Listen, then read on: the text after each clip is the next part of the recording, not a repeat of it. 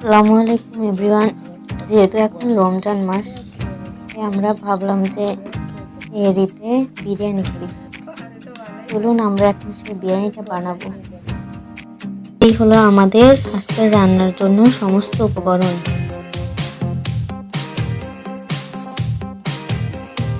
এখন আমরা একটি প্যানে তেল দিয়ে সেটাকে গরম করে পেঁয়াজ কুচি দিয়ে নেব। এটাকে আমরা কিছুক্ষণ নাড়াচাড়া করে ব্রাউন কালার করে ভেজে নেব। এখন এটা অনেকটাই ব্রাউন কালার চলে এসেছে। এবার এতে আমরা দিয়ে নেব আদা বাটা আর হলো রসুন বাটা। দিয়ে আমরা কিছুক্ষণ তারপর দিব মরিচ বাটা এবং জিরা বাটা। এটা দিয়ে কিছুক্ষণ নাড়াচাড়া করে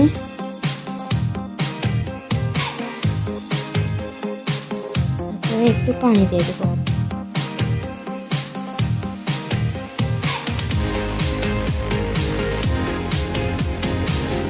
ফুটে আসলে তারপরে দেব ধনিয়া গুঁড়া, তারপরে দেব মরিচ গুঁড়া,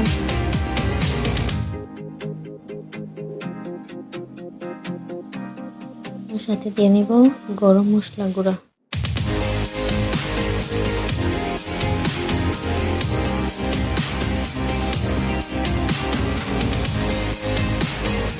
এবার দিয়ে নেব স্বাদ মতো লবণ।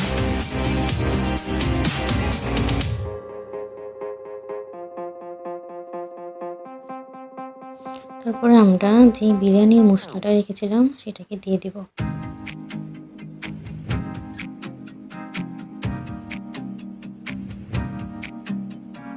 এটাকে কিছুক্ষণ নাড়াচাড়া করে ভালো মতো কষিয়ে নিব।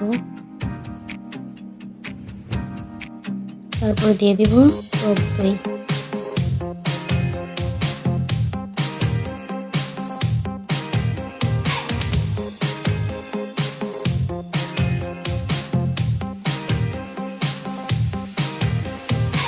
এটাকে মিশিয়ে আমরা এখানে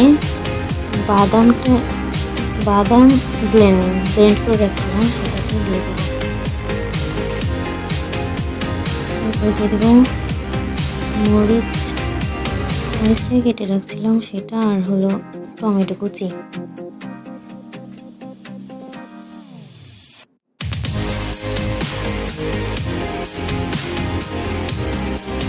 এবার এটাকে আমরা নেড়ে করে নিচ্ছি।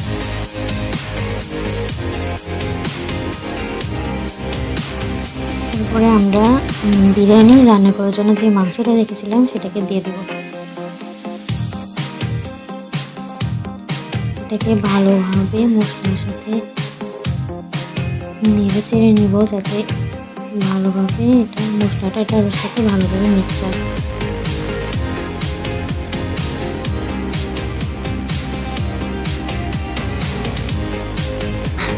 এটাকে এখন আমরা কিছুক্ষণ ঢেকে রাখবো। এবার ঢাকনাটাকে উঠিয়ে আবার একটু দেখবো যে আসলে পানিটা কিরকম উঠেছে।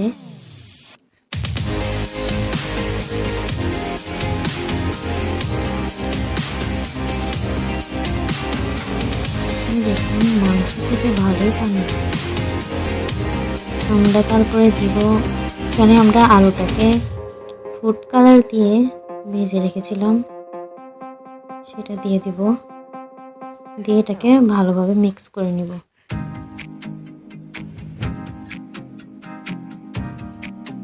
তারপর এটাকে আমরা কিছুক্ষণ আবারও ঢেকে রাখবো।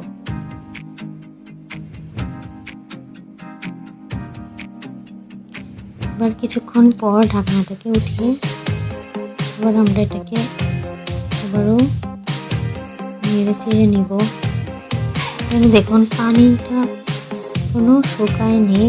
তো এখন আমরা দিয়ে দেব তারপরে লেবুর রস।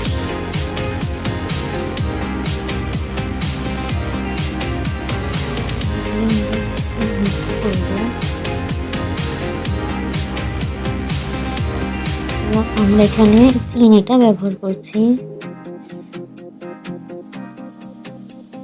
এটা দিয়ে চিনিটা দিয়ে কিছুক্ষণ নেড়ে তারপর আমরা পোলাওর চালগুলো দিয়ে দেব। ভালোভাবে মিক্স করে নেব।